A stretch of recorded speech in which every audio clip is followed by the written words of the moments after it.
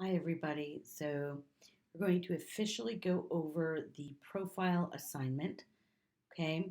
So, this has been up all weekend. So, those of you who wanted to get a head start, if you were home and wanted to interview your um, parents or friends or whatnot, um, this was up for you for the entire long weekend.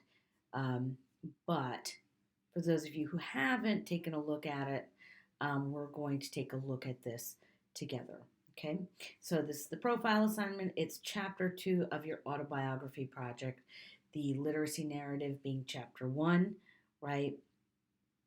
And your rough draft is due on October 14th in class, and it should be finished.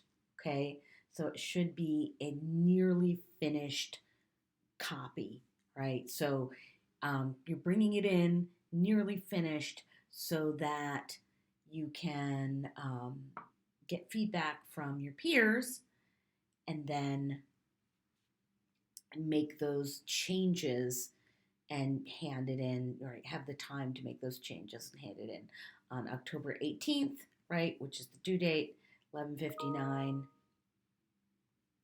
So, and you know that's at midnight, right, in the designated Dropbox. So there's always going to be a Dropbox, unless it's a journal, a forum, or a badge, right?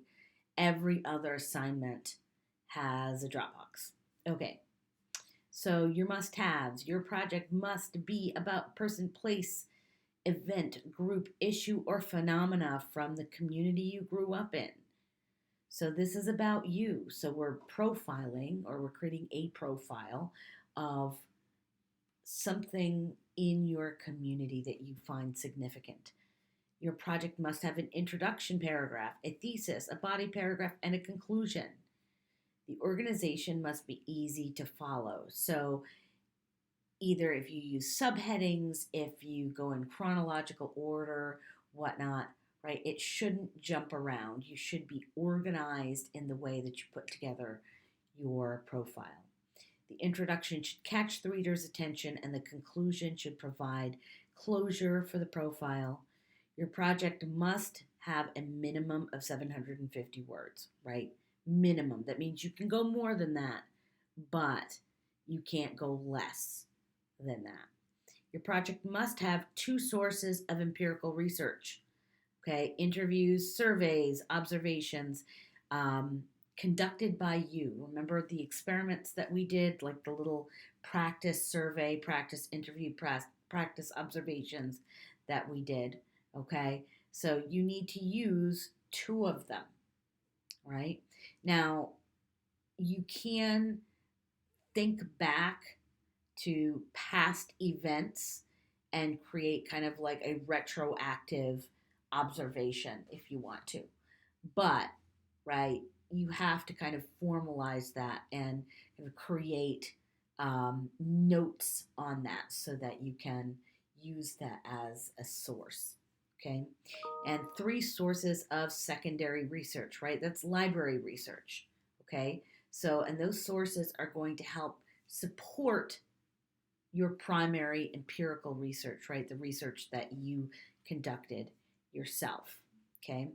Each body paragraph must have at least one citation of empirical research and one citation of secondary research, right? So you should have at least, one type of library research like books, articles, periodicals, etc., and one piece of research that you conducted in each paragraph. Okay. And the material from your archival sources, right, the library sources, should not dominate your paper.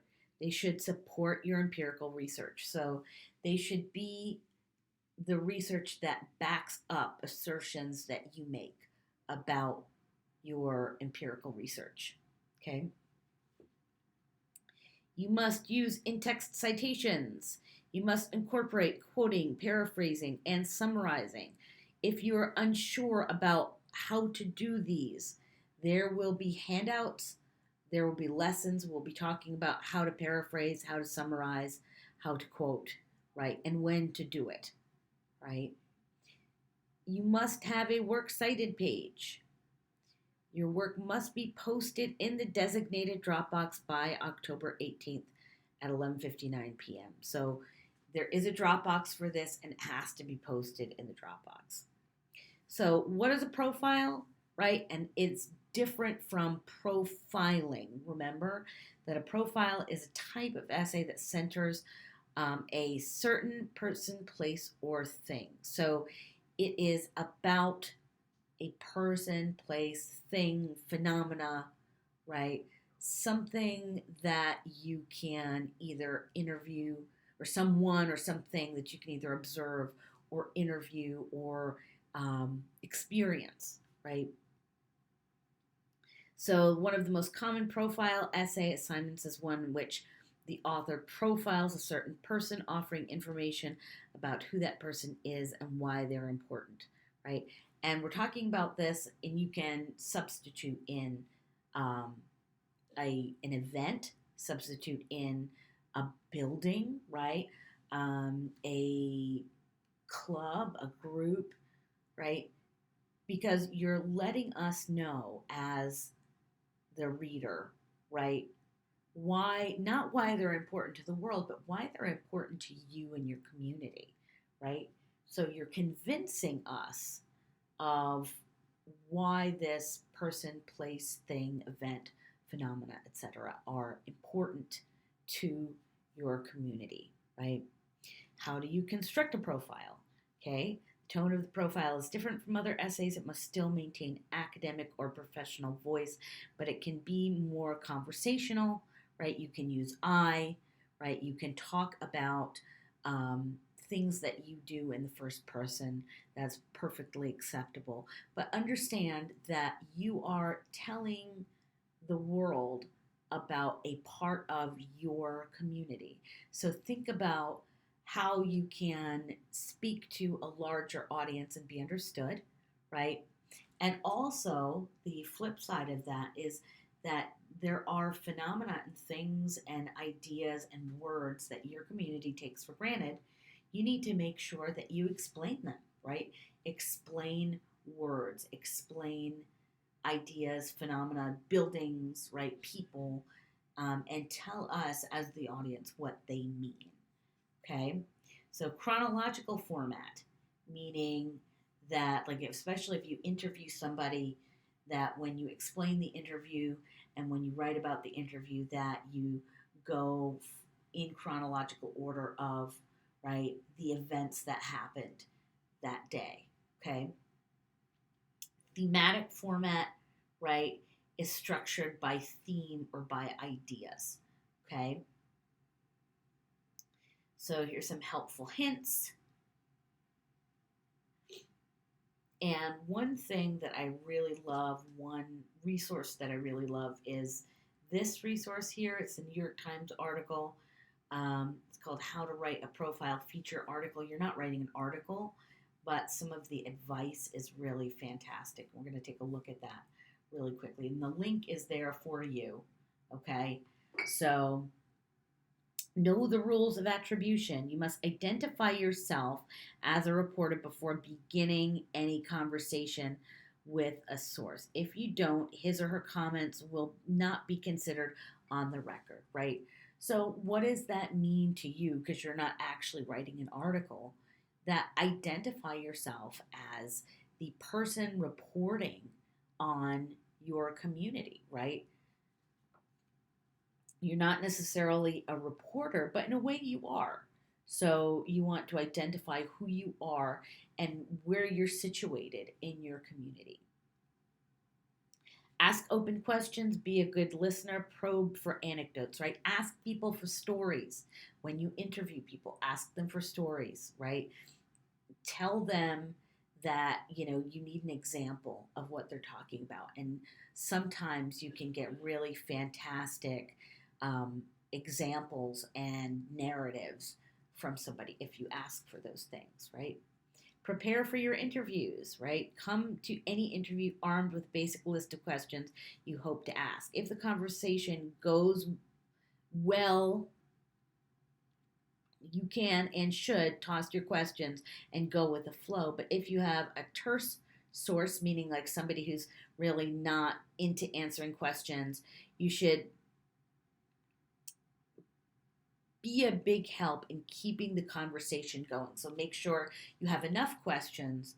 But if your interviewee has something that they want to tell you, let them go. Let them tell you, because you might find that what they're going to tell you is way more valuable than the questions that you had originally had for them, right? Interview with breadth and depth, right? So interview as wide a range of people as possible and probe them for thoughtful answers, right? So remember in the survey we did yes or no answers and we counted, right? In your interview, you want to do the opposite. You want big, open-ended, thoughtful questions, right? Write for a national audience, right? So you're not, again, writing an article, but remember what I said just a minute ago, that when you write a profile, you're introducing a wider audience to your community, right? Or the community that you're writing about. So make sure that you explain things and use a tone and use a voice that is going to be universally understood, because you're drawing people into your community, okay? And you're explaining these phenomena, these things that you probably take for granted and don't even think about. You're explaining them for your audience so that they can understand the importance of the person, place, thing, event, etc. that you're profiling, okay, or that you're writing a profile of. So keep an open mind. Don't assume that you understand all the nuances of your topic, right? Remember, you're dealing with human subjects. You may be surprised. So be aware of that. Be cognizant of the fact that you may not get the answers that you hypothesized.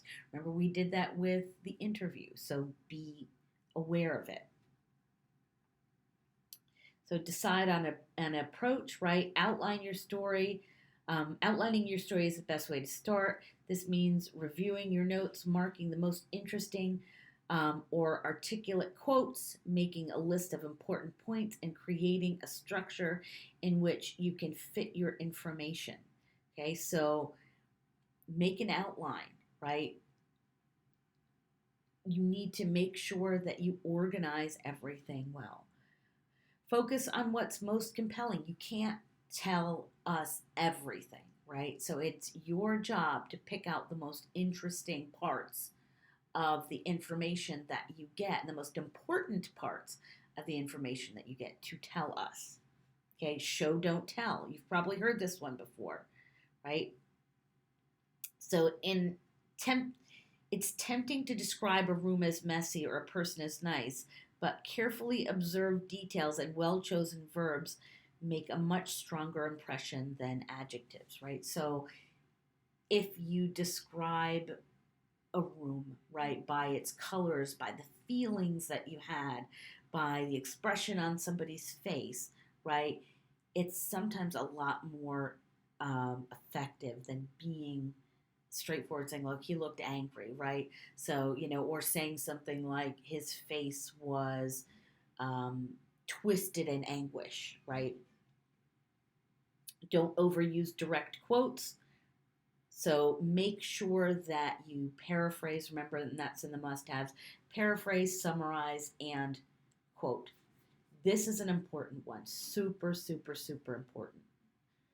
Fill holes. There are questions raised by your story that you might not have answered. Are there questions raised by your story that you might not have answers? Ask a friend, teacher, or editor or fellow reporter to read through your story and tell you what else he or she would want to know, right? Remember, that's the auto correcting that we talked about in the beginning of the semester, that you need to have someone else look at your work. Triple check for accuracy, right? Make sure everything's spelled right. Make sure everything is where it's supposed to be, right? Proofread. That's a given. But remember, take a break and proofread. Let somebody else proofread. Bring it to the writing center and proofread. Okay. So those should help you in the actual writing itself. And again, that's linked right here. Okay, so now we get into the actual assignment itself. Okay, so for this assignment, choose a person, place, event, group, issue, or phenomena from the community you grew up in. Here are some possibilities. Oh, I see a mistake here. Here are some possible subjects that you could use. So choose to interview an important figure within your community. They don't have to be famous, but they do have to have an impact in the community and its members. Choose an event that is central to your community, like a state fair or an annual concert, right? Follow Mike Rose's example in I Just Want to Be Average, and you can read that and compose a series of personality sketches from interviews with people in your community that illustrate what life is like within your community. Is your community famous or infamous for something? Write a profile on things people don't necessarily know about a famous or infamous person, place, thing, event, or phenomena in your community. A good example is, there are two things that people don't know that my community that I grew up in is famous for. One is probably the most dangerous water park, amusement park ever made, Action Park. You may have heard of it, right? And I might write a profile, or I could write a profile on, the infamous park, things that people don't know about, the inner workings of it. Also, the punk band The Misfits came from our town, right? And there are things that people don't know about having them live in our town and the impact of having them in our town had, right?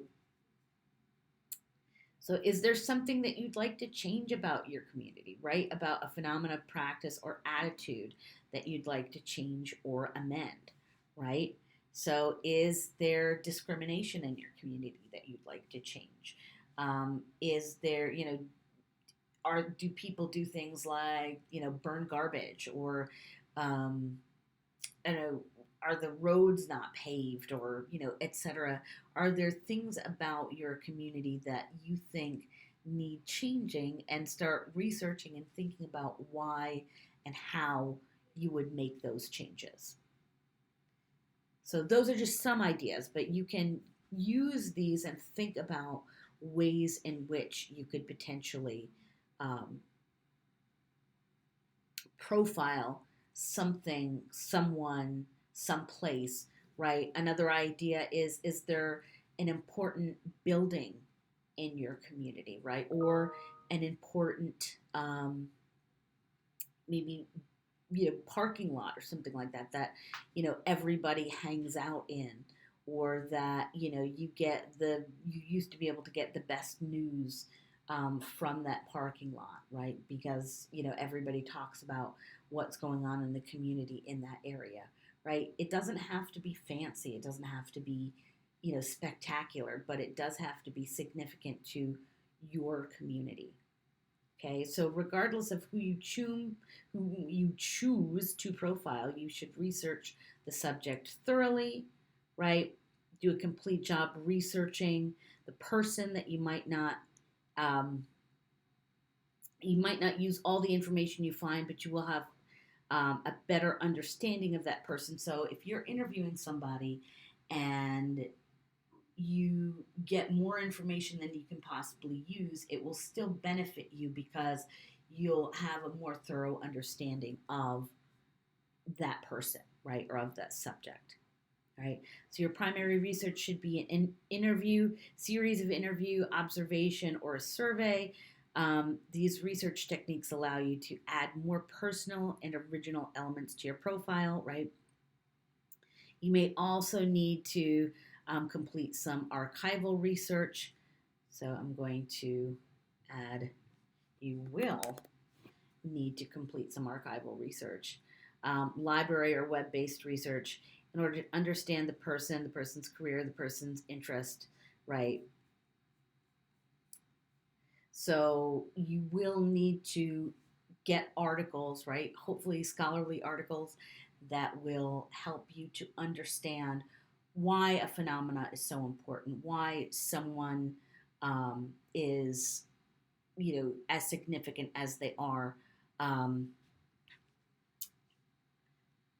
so this is